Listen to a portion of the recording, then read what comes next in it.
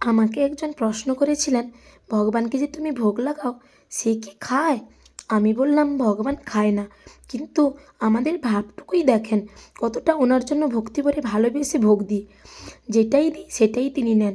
ভগবান দৃষ্টি ফেলে আমরা কতটা ভালোবেসে ভক্তি ভরে ভগবানের জন্য ভোগ রান্না করি, সেটাই দেখেন।